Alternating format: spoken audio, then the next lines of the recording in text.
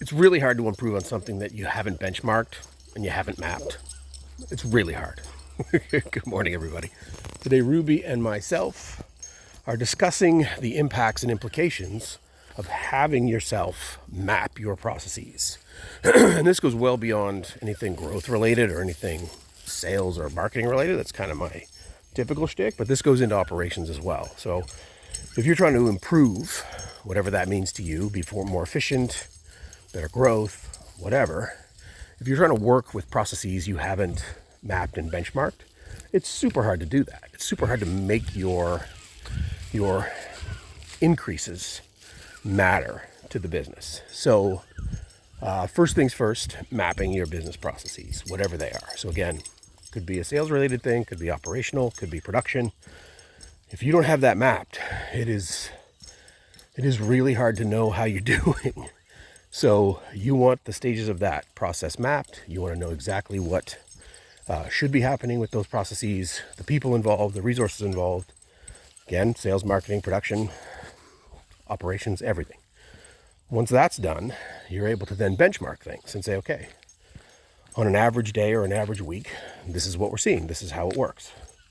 And then once you do that, you can start figuring out ways to improve the process. Can we make it faster? Can we make it cheaper? Can we make it better? Can we make it more quality? Whatever those things are. So a lot of companies that I'm talking to, maybe they've mapped their stuff, maybe. Definitely not benchmarked. And trying to improve a process that is neither mapped nor benchmarked is really, it's a wet finger in the air trying to figure out, did we do better? And that's okay. I mean, you got to start somewhere.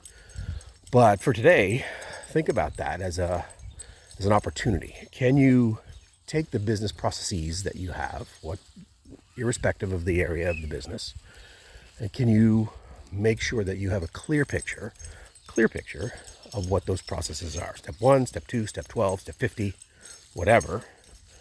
And then can you begin to benchmark against that? Can you say, okay, it takes us on average this many minutes, hours, days, years, whatever, to do something. Could be a sales process, could be a marketing function, could be how many widgets through the pipeline, whatever those things are. And then can you improve upon those? Can you optimize those processes so that you can get better at whatever it is that you're trying to accomplish?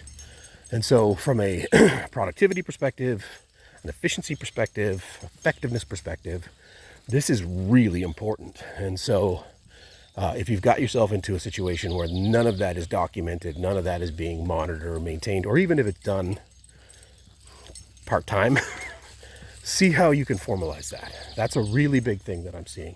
And there's a lot of value in doing that. Anyway, Ruby says, being effective and efficient is really important for a business, and knowing how these processes work together can make all the difference. All right, enough for today. Walking and talking with Ruby.